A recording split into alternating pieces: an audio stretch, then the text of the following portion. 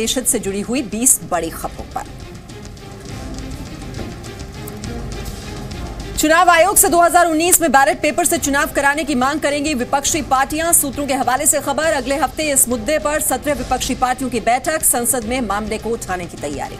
चीन ने मोदी सरकार की आर्थिक नीतियों की तारीफ की। ग्लोबल टाइम्स ने लिखा, जीएसटी से भारत की अर्थव्यवस्था में सुधार हुआ है। मोदी सरकार की नीतियां भविष्य में फायदेमंद है। एनआरसी विवाद पर रजिस्ट्रार जनरल ऑफ इंडिया का बड़ा खुलासा, पश्चिम बंगाल में वेरिफिकेशन के लिए भेजे थे करीब 1,20,000 डॉक्यूमेंट्स। ममता सरकार ने महज 15,000 का किया वेरिफिकेशन। असम एनआरसी मुद्दे पर सिलचर पहुंची टीएमसी सांसदों की टीम पर हमला। एयरपोर्ट पर कुछ लोगों ने टीएमसी सांसदों के साथ हाथापाई की। टीएमसी नेताओं का आरोप, पुलिस ने भी छीने मोबाइल और बदसलूकी का आरोप लगाया है। असम के सिलचर में टीएमसी नेताओं को हिरासत में लेने के मामले में तृणमूल कांग्रेस कल लोकसभा में विशेषाधिकार हनन का दे सकती है नोटिस। ममता ने कहा, देश में आपातकाल जैसे हालात। असम के राज्यपाल जगदीश मुखी ने एनआरसी ड्राफ्ट को ऐतिहासिक बताया। कहा, जितने भी भारतीय हैं सबका नाम फाइनल एनआरसी में शामिल होगा।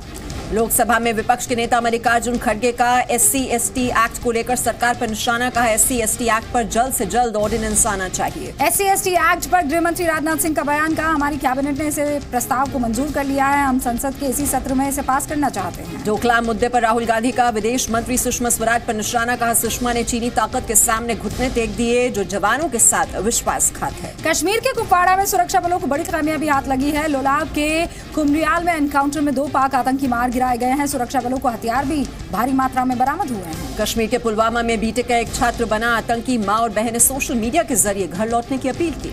इमरान खान के शपथ ग्रहण में किसी भी विदेशी नेता को न्योता नहीं है। पाकिस्तानी विदेश मंत्रालय ने साफ कर दिया है। इमरान ने सार्क देशों के राष्ट्राध्यक्षों को बुलाने पर सलाह मांगी थी। नवजोत सिंह सिद्धू ने कबूला इमरान खान के शपथ ग्रहण में जाने का न्योता। सिद्धू को इमरान में नजर आया उम्मीद का सूरज। कपिल देव बोले, न्योता मिला तो भारत सरकार की मर्जी से जाऊंगा। महाराष्ट्र के मराठा समाज के आरक्षण की मांग को लेकर सीएम देवेंद्र फडणवीस ने की रिटायर्ड न्यायाधीशों, बुद्धिजीवियों समेत कलाकारों के साथ बैठक। चर्चा के लिए 48 लोगों को बैठक में बुलाया था, पहुंचे सिर्फ 8 लोग। मुजफ्फरपुर कांड पर सुप्रीम कोर्ट ने लिया संज्ञान। बिहार और केंद्र सरकार को नोटिस भेजकर मांगा जवाब। पीड़ित लड़कियों का ब्लड वीडियो दिखाने पर भी रोक लगाई। भगवा रंग में रंगा जा रहा है यूपी का मुगलसराय जंक्शन। 5 अगस्त को दीनदयाल उपाध्याय जंक्शन हो जाएगा। इसका नाम अमित शाह, सीएम योगी और रेल मंत्री करेंगे इसका उद्घाटन। आम्रपाली के प्रोजेक्ट्स में खरीदारों को सुप्रीम कोर्ट से बड़ी राहत। सुप्रीम कोर्ट का आदेश, NBCC टेक ओवर करे सभी अधूरे प्रोजेक्ट्स, 30 दिन में दे प्लान। आधार में पता बदलना अब आसान हो जाएगा। बिना प्रूफ दिए अपडेट होगा एड्रेस। 1 अप्रैल से शुरू होगी नई सर्विस। फिलहाल फॉर्म भरने के बाद एड्रेस प्रूफ देना जरूरी होता है। जेट एयरवेज का बड़े अधिकारियों को बड़ा झटका। कॉस्ट कटिंग के लिए सैलरी 25% घटाने का फैसला। की शुरुआत करते हैं आज के 5 बड़े अहम सवाल उठाकर। इमरान खान के शपथ ग्रहण समारोह में शामिल होने के लिए कांग्रेस नेता नवजोत सिंह सिद्धू ने हामी भर दी है। इमरान खान लाहौर में बिरयानी खाने की उम्मीद जता रहे हैं इमरान खान के उस शपथ ग्रहण समारोह में। और देश हित में आज ये सवाल पूछना बहुत जरूरी है कि जब पाकिस्तान ने घोषित जंग छेड़ रखी है तो दुश्मन से दोस्ती की। दोस्ती जरूरी है या देश का सम्मान जरूरी है? भारतीय सेना के पराक्रम का लोहा अमेरिका ने भी मान लिया है। वहाँ के अखबार न्यूयॉर्क टाइम्स ने कश्मीर में आतंक को पाकिस्तान की देन बताया है और साथ ही इस बात पर मुहर लगाई कि कश्मीर में आतंकवाद की कमर टूट गई है। अब सिर्फ 250 आतंकवादी वहाँ बचे। और इसीलिए देश हित में बड़ा सवाल यह है कि जिस सेना का डंका विदेशों में भी बजता है उससे अपने ही घर में सबूत क्यों मांगे जाते हैं? यूपी में रंग पर सियासत का खेल लगातार जारी है। मुगलसराय जंक्शन का नाम बदलकर दीनदयाल उपाध्याय करने के बाद अब इस पर भगवा रंग चढ़ा दिया गया है। इसका औपचारिक ऐलान करने के लिए 5 अगस्त को बड़े समारोह का आयोजन किया जाएगा जिसमें योगी और अमित शाह शरीक होंगे। और इसीलिए देश हित में बड़ा सवाल है कि विकास की जगह रंग की राजनीति से क्या उत्तम प्रदेश बन जाएगा ये उत्तर प्रदेश? SC/ST एक्ट के पुराने प्रावधानों को कैबिनेट ने मंजूरी दे दी है और सरकार संसद के मॉनसून सत्र में ही ये बिल लाने की तैयारी में। लेकिन कांग्रेस सरकार पर दलितों की अनदेखी का आरोप लग रहा है। बड़ा सवाल ये है कि दलित राजनीति में पिछड़ने के डर से क्या आक्रामक हो रही है कांग्रेस? और आखिर में आज हम याद करेंगे पिंगली वेंकैया को। आप इसे बहुत कम लोग जानते होंगे कि हमारे तिरंगे का डिजाइन दरअसल पिंगली ने ही तैयार किया था। आज इस गुमनाम हीरो का जन्मदिन है और हम सवाल कर रहे हैं कि इस नायक को उसका सम्मान क्यों नहीं दे पाया देश। पाकिस्तान के आतंकवाद पर अमेरिका की आंख तो खुल गई है, लेकिन सवाल यह है कि हिंदुस्तान के कुछ नेताओं की आंख कब खुलेगी? अमेरिका जो कि पाकिस्तान की आर्थिक रूप से मदद करता रहा है, उस देश का बड़ा अखबार पूरी दुनिया को बता रहा है कि कश्मीर में जो आतंकवाद है वो पाकिस्तान की देन है। अमेरिका इस बात के लिए पाकिस्तान को कई बार कड़े तरीके से फटकार भी लगा चुका है। लेकिन दूसरी तरफ कांग्रेस के नेता हैं जो हर बार अपने बयानों के जरिए पाकिस्तान के करीब जाने की कोशिश करते हैं, चाहे वो नवजोत सिंह सिद्धू हो, मणिशंकर अय्यर हो या फिर शशि थरूर जैसे कांग्रेस नेता। पाकिस्तान को लेकर कांग्रेस नेताओं के बयान भारत की छवि और हिंदुस्तानियों की भावनाओं को ठेस पहुंचाते हैं। और अमेरिका ने न केवल ये माना है कि कश्मीर में पाकिस्तान प्रायोजित आतंकवाद है, बल्कि अमेरिका के बड़े अखबार न्यूयॉर्क टाइम्स ने ये भी लिखा है कि भारतीय फौजों ने आतंकवाद के खात्मे की पूरी तैयारी कर ली है और उसका असर ये है कि आतंकवाद कश्मीर में आखिरी सांसें गिन रहा है और भारत के जाबाजों की गोलियां बचे हुए आतंकियों की तलाश में है।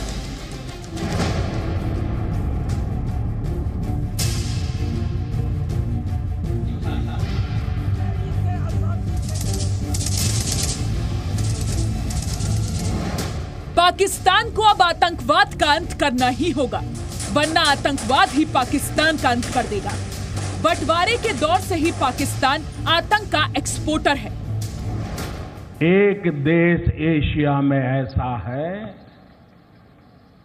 जो पूरा एशिया आतंकवाद की चपेट में आ जाए, खून खराबा हो, निर्दोष लोग मौत के घाट उतार दिए जाए, उसके षड्यंत्र करने में पूरी तरह लगा हुआ है।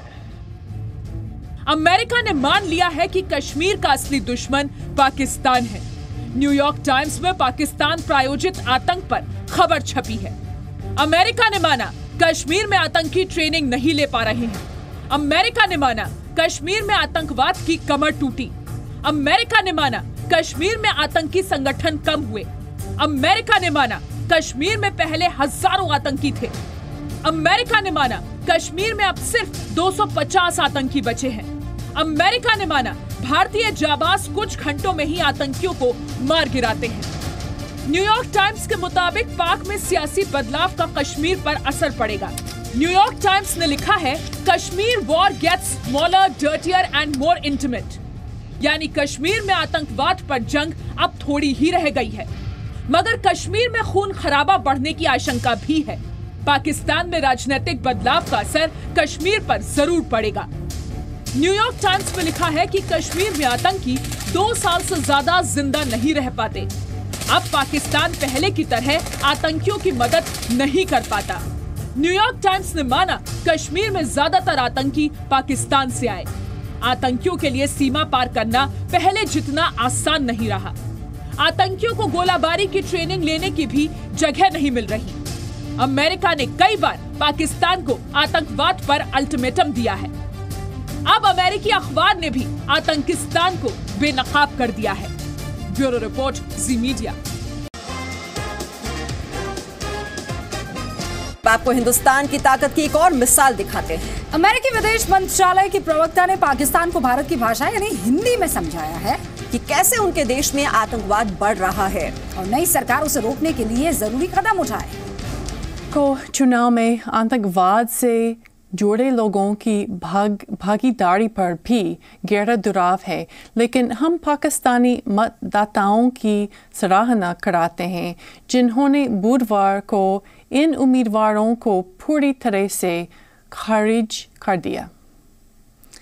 अमेरिका दक्षिण एशिया में सुरक्षा, स्थिरता और समृद्धि के लिए हमारी लक्ष्यों को आगे बढ़ाने के लिए पाकिस्तान की नई सरकार और नेताओं के साथ काम करने को उत्सुक हैं। और ये देखिए, हम पाकिस्तान प्रायोजित आतंकवाद पर अमेरिका ने जो मुहर लगाई है उसकी बात कर ही रहे थे। और अब जो जानकारी मिल रही है वो ये है कि सुरक्षा बलों ने 2 हिजबुल आतंकी मार गिराए हैं। कुपवाड़ा में अब से कुछ देर पहले 2 आतंकियों का एनकाउंटर हुआ है। मारे गए दोनों आतंकियों ने पुलिस वाले की राइफल छीनी थी। आतंकी जहूर अहमद और बिलाल अहमद शाह का एनकाउंटर हो गया है। मारे गए आतंकियों से पुलिस की राइफल बरामद भी कर ली गई है। आपको ये बता दें कि इसी हफ्ते इन आतंकियों ने पुलिस की राइफल छीनी थी और सुरक्षा बलों ने आतंकियों को मार गिराया।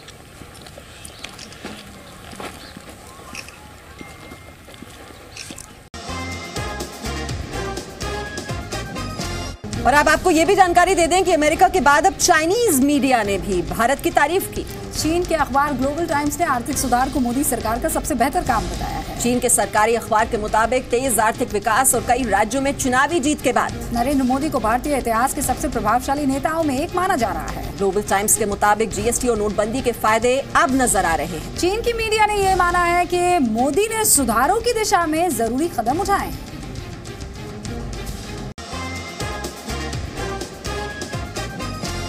अवैध घुसपैठियों के मुद्दे पर जहां पूरे भारत को एक हो जाना चाहिए, उसके उलट घुसपैठियों पर कार्रवाई पर गृह युद्ध की धमकी दे चुकी ममता बनर्जी ने अब चुनौती दे दी है। चुनौती ये कि वो बंगाल में बांग्लादेशियों की पहचान नहीं होने देंगे। खुलासा ये भी हुआ है कि ममता सरकार ने बंगाल में अवैध घुसपैठियों की पहचान में भी रुकावट डाली है। कि आपका लीडर लोग बोलता है नेक्स्ट टारगेट अभी बंगाल है, ये ऑडेसिटी कौन दिया? देश नहीं चलेगा, इसमें सिविल वॉर हो जाएगा, ब्लड वॉर हो जाएगा। लाखों घुसपैठियों की तरफदारी में ममता बनर्जी की गृह युद्ध की ये धमकी यूं ही नहीं थी। खुद रजिस्ट्रार जनरल ऑफ इंडिया ने ममता बनर्जी सरकार के खिलाफ बड़ा खुलासा किया है कि पश्चिम बंगाल में घुसपैठियों को बचाने और छिपाने की पूरी कोशिश हुई। रजिस्ट्रार जनरल ऑफ इंडिया ने जी न्यूज को बताया कि अवैध नागरिकों की पहचान के लिए ममता सरकार को 1,20,000 दस्तावेज भेजे गए थे, लेकिन लंबे वक्त के बाद करीब 15,000 दस्तावेज ही वापस किए और 1,05,000 से ज्यादा डॉक्यूमेंट्स का वेरिफिकेशन नहीं हुआ।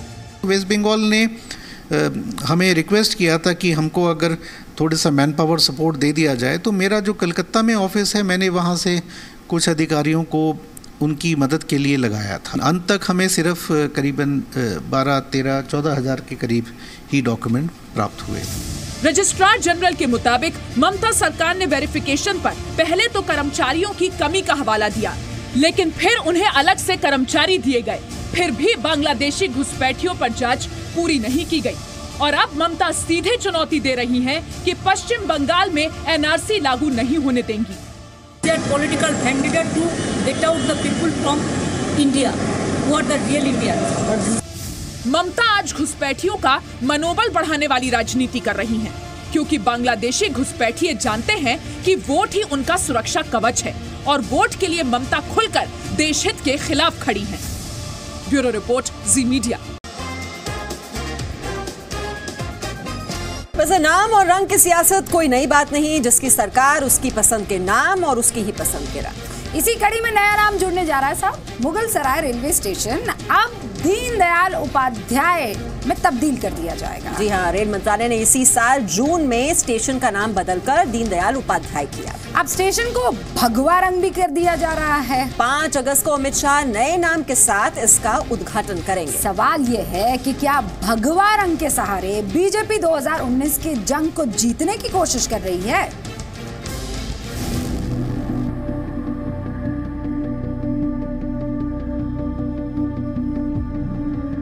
ये तस्वीर मुगल सराय जंक्शन की है। अगले 60 घंटों तक इस स्टेशन को इसी नाम से जाना जाएगा और उसके बाद इसका नाम भी बदल जाएगा और रंग भी। मुगल सराय स्टेशन का नया नामकरण संस्कार बीजेपी के आदर्श दीनदयाल उपाध्याय के नाम पर किया गया है, तो स्टेशन को सीएम योगी के फेवरेट रंग भगवा में रंगाया जा रहा है। सामने से, ऊपर से, नीचे से हर जगह चकाचक तैयारी की जा रही है। निगरानी खुद डीआरएम साहब कर रहे हैं और करे भी तो कैसे नहीं। रेल मंत्री पीयूष गोयल, सीएम योगी आदित्यनाथ और बीजेपी अध्यक्ष अमित शाह 5 अगस्त को खुद यहां पहुंच रहे हैं। इसको किसी चीज से जोड़ा ना, जो पुराना कलर था वही दोबारा रंग रोगन किया जाए। ऐसा कुछ कलर चेंज के बारे में मुझे कोई ऐसी जरूरत नहीं लगी। मुगल सराय स्टेशन के नए नाम और रंग की खूब चर्चा हो रही है, तो मीडिया ने भी पूछ लिया कि स्टेशन को भगवा रंग में क्यों रंगवाया जा रहा है, तो जवाब मिला, यही आदेश मिला है। देश यही केसरिया रंग का है, बॉर्डर इसका जो है केसरिया का है। विपक्ष भी सरकार से यही पूछ रहा है कि स्टेशन का नाम और रंग बदलने से क्या रेल समय से चलने लगेगी? आप नाम बदल रहे हैं, ट्रेनें अच्छी चलने लगेंगी, पटरियां ठीक हो जाएंगी, ट्रेनें जो लेट चल रही वो फास्ट हो जाएंगी। पूछ लिया कि भगवा रंग से विपक्ष क्यों डरता है। बहुत निचले स्तर की राजनीति पर ये लोग उतारू हैं। कलर से भी आपको आपत्ति है? उस स्टेशन को दीनदयाल जी की स्मृति में रखना भारतीय जनता पार्टी और जनसंघ की पुरानी मांग है। इसको हमारी सरकार पूरा करने जा रही है। ये बहुत हर्ष का विषय। लेकिन इस सियासत के बीच कुछ सवाल हैं जिनके जवाब सत्ता पक्ष और विपक्ष दोनों को देने होंगे। सत्ता पक्ष से सवाल, स्टेशन को भगवा रंग में रंगकर सरकार क्या संदेश देना चाहती है? और विपक्ष से सवाल, स्टेशन किसी रंग से रंगा जाए उस पर किसी को क्या आपत्ति हो सकती है? क्या ये नेता रंग के नाम पर सियासत करके जनता के असल मुद्दों से दूर नहीं जा रहे हैं? इन नेताओं को एक बात तो जरूर समझ लेनी चाहिए कि अगर इन्होंने असल मुद्दों पर सियासत नहीं की तो जनता इन्हें ऐसा रंग दिखाएगी कि ये सियासत के रंगीन सपने देखना हमेशा के लिए भूल जाएंगे। ब्यूरो रिपोर्ट, जी मीडिया। और अब देखिए कैसे देश के राज्य सत्ता बदलते ही रंग बदलने लगते हैं। योगी सरकार ने मुगल सराय रेलवे स्टेशन को भगवा रंग में रंगवा दिया है और इसके पहले स्कूली बच्चों को भगवा रंग के बैग बांटे गए थे। सड़क पर डिवाइडर को भी भगवा रंग में रंगवा दिया। और योगी से पहले याद कीजिए, अखिलेश सरकार में साइकिल ट्रैक को लाल और हरे रंग से रंगा गया था। बसें, एम्बुलेंस सब लाल और हरे रंग में दिखाई देती थी। School bag, laptop, ration card पर भी लाल और हरा। अच्छा, मायावती की जब सरकार थी तब ब्लू ब्लू ब्लू एवरीवेयर। बसें हों, बोर्ड हों, फुटपाथ हों, हर जगह नीला रंग। सरकारी डायरी, कैलेंडर, वो सब भी नीला हो गया था। और पश्चिम बंगाल में देखिए, ममता की सरकार में सरकारी इमारतें, पुलों को नीले सफेद रंग से पेंट किया गया। सड़कों की डिवाइडर वहाँ भी नीला और सफेद रंग चढ़ा दिया गया है। और आइए आपको एक खास बात बताते हैं। कोलकाता में घरों को नीला और सफेद रंग से रंगने पर 1 साल के लिए हाउस टैक्स में छूट भी मिलती है। आप जानकर हैरान रह जाएंगे कि सफेद और नीला टीएमसी के झंडे में बने फूल का रंग है। तो इससे आप समझ ही सकते हैं कि रंग की सियासत हमारे देश में कितनी गहरी है। और ये रंग हम पर नहीं चढ़ना चाहिए एज वोटर्स। अब देश हित में जो हमारा सवाल है वो दलित हित के बहाने दलहित वाली राजनीति का है। SC/ST एक्ट पर सुप्रीम कोर्ट के फैसले को पलटते हुए मोदी सरकार मॉनसून सत्र में संशोधन बिल लेकर आने जा रही है। और एक्ट पास होने के बाद SC/ST एक्ट सुप्रीम कोर्ट के फैसले से पहले वाली स्थिति में आ जाएगा। सभी पार्टियां इस बिल के लिए चिंता दिखा रही हैं, क्योंकि जो दलित को मनाएगा वो 2019 जीत जाएगा।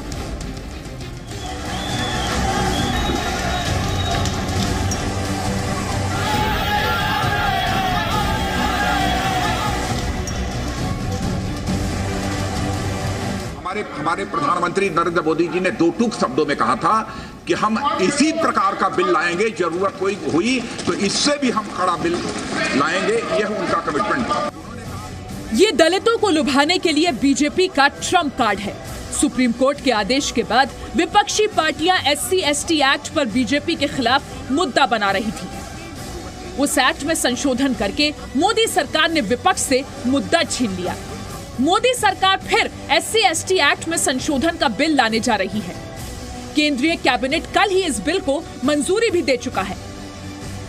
SC/ST एक्ट में बदलाव के खिलाफ दलित 9 अगस्त को फिर आंदोलन करने वाले थे। इसलिए विपक्ष का आरोप है कि सरकार ने दलित आंदोलन से डरकर सरेंडर कर दिया। और सवाल ये कि दलितों के लिए नियत साफ थी तो सरकार अध्यादेश क्यों नहीं लाई? 4 महीने हो गए, हाँ। इसके ऊपर कोई एक्शन नहीं लिया गया। ठीक है, आप कम से कम 6 ऑर्डिनेंस ऐसे लाए जो वो जनता के हित में है, लेकिन इससे महत्व का विषय कोई नहीं हो सकता था। क्यों ऑर्डिनेंस नहीं लाए? ये why it is so important. 20 मार्च को सुप्रीम कोर्ट ने SC/ST एक्ट के दुरुपयोग की शिकायतों के बाद कानून में कुछ बदलाव किया था, जिसके बाद लगातार सरकार पर दबाव था कि वो सुप्रीम कोर्ट का फैसला पलटे। ब्यूरो रिपोर्ट, जी मीडिया।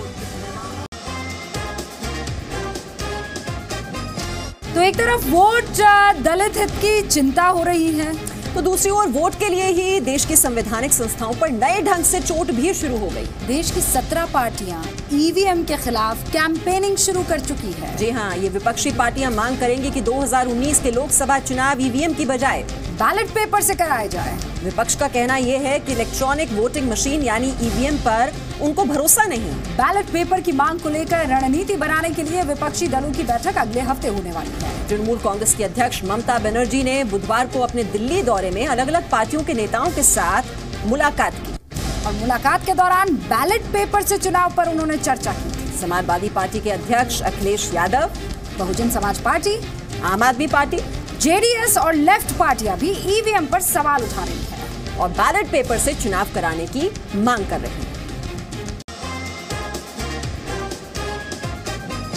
अब आपको कांग्रेस नेता ज्योतिरादित्य सिंधिया की एक वीडियो को दिखाते हैं, जिससे आप ये अंदाजा लगा पाएंगे कि महिला सम्मान की बड़ी बड़ी बात करने वाले नेता महिलाओं को कैसे अपमानित करते हैं सरेआम।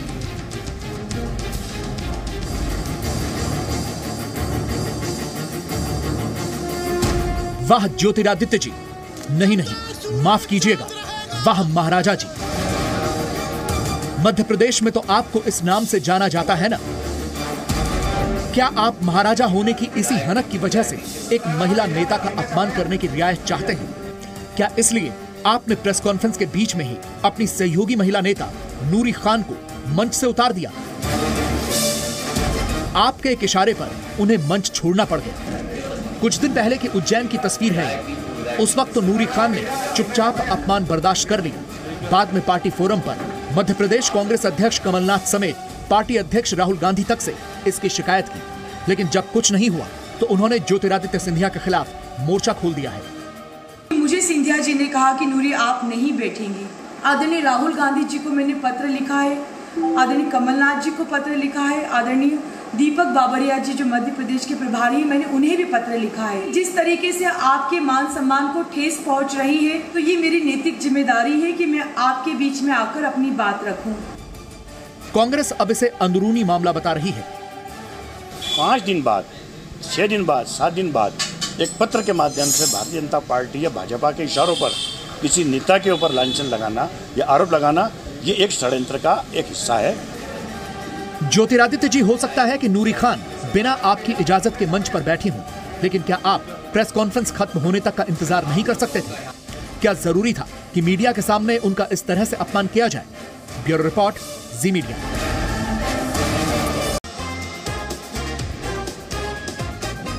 बाढ़ और बारिश की आफत कम होने का नाम नहीं ले रही है, उसकी तस्वीर आपको दिखाते हैं। आज हम आपको बाढ़ में फंसे एक ट्रैक्टर की तस्वीर दिखाते हैं, जिसे देखकर आप हैरान रह जाएंगे। आप सोचने के लिए मजबूर हो जाएंगे कि कोई जानबूझकर खुद को मौत के मुंह में कैसे धकेल सकता है।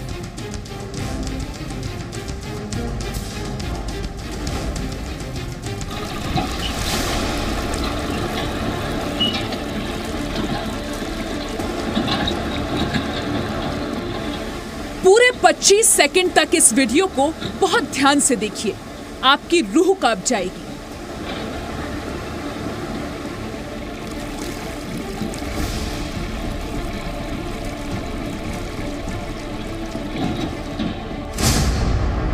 देखा आपने कैसे लहरों के आगे एक ट्रैक्टर तिनके की तरह बह गया। ये वीडियो हिमाचल प्रदेश के चंबा जिले की रावी नदी का है। अवैध खनन के बाद एक ट्रैक्टर चंबा नदी के पार जा रहा था। ट्रैक्टर जैसे जैसे आगे बढ़ रहा था, वो लहरों में फंसता जा रहा था। रेत से भरे ट्रैक्टर का वजन इतना था कि सैलाब उसे हिला नहीं पा रहा था। लेकिन जैसे ही ट्रैक्टर ने आधी नदी पार की, लहरें तेज हो गईं और किनारे पहुंचते पहुंचते ट्रैक्टर नदी में बह गया। ड्राइवर ने किसी तरह कूदकर अपनी जान बचाई। रीवा नदी में बाढ़ के बाद भी रेत माफियाओं का ये खेल बदस्तूर जारी है। पहाड़ों में जहां तेज लहरें और सैलाब का खतरा है, वहीं यूपी के मैदानी इलाकों में बारिश ने कहर मचा दिया है। बारिश और बाढ़ की ये तस्वीर बहराइच की है। नालों के उफनाने के चलते जिला अस्पताल के अंदर पानी भर गया है। अस्पताल के इमरजेंसी वार्ड से लेकर महिला अस्पताल और पैथोलॉजी वार्ड तक जिला अस्पताल का कोना कोना तालाब के रूप में तब्दील नजर आ रहा है। यूपी के इलाहाबाद में भी बाढ़ ने जमकर कहर मचाया है। संगम में कई तंबू पानी में डूब गए हैं। सड़कें और गलियां लबालब हो गई हैं। प्रशासन ने निचले इलाकों में रहने वाले लोगों को सतर्क रहने के लिए कहा है। यूपी में पिछले 7 दिनों में बाढ़ और बारिश ने जमकर कहर मचाया है। 100 से ज्यादा लोगों की मौत हो चुकी है। ब्यूरो रिपोर्ट, जी मीडिया। और आइए अब आपको बताते हैं कि पिछले महीने जुलाई में बाढ़ ने देश को कैसे बर्बाद किया। यूपी में बारिश से 7 दिनों में 107 लोगों की मौत हो गई है। एक हफ्ते में 600 से ज्यादा मकान ढह गए। 11 जिले बाढ़ की चपेट में। देश में 104 जिलों में सामान्य से ज्यादा बारिश हुई है। देश के 207 जिलों में सामान्य से कम बारिश हो रही है। यूपी के 24 और बिहार के 26 जिलों में कम बारिश हुई है। वैसे सावन माह शुरू होते ही भक्त भगवान शिव के मंदिर की तरफ उमड़ पड़े। बड़ी संख्या में उज्जैन महाकाल मंदिर में महाकाल दर्शन करने पहुंच रहे भक्तों की भक्ति का जो अंदाजा है वो आप इसी बात से लगा सकते हैं कि सावन के पहले 4 दिनों में ही महाकाल के खजाने में करीब 54 लाख रुपए आ गए हैं। ये आय पहले 4 दिन में 250 रुपए के लड्डू प्रसाद की बिक्री से हुई है। मंदिर प्रबंधन का मानना है कि आने वाले दिनों में आय में और भी बढ़ोतरी होगी। अच्छा, अगर आप हरिद्वार में हैं या वहां जा रहे हैं और हेलमेट नहीं पहना है तो आपको भगवान शिव साक्षात दर्शन दे सकते हैं। हरिद्वार पुलिस ने बिना हेलमेट के कांवड़ यात्रा पर आने वाले लोगों को जागरूक करने के लिए एक अनोखा कैंपेन शुरू किया है। पुलिस की पहल पर भगवान शिव के रूप में एक युवक लोगों को हेलमेट पहनने के लिए जागरूक कर रहा है। और जी न्यूज़ भी आपसे अपील करता है कि अपनी सुरक्षा का ध्यान रखिए, हेलमेट जरूर पहनिए।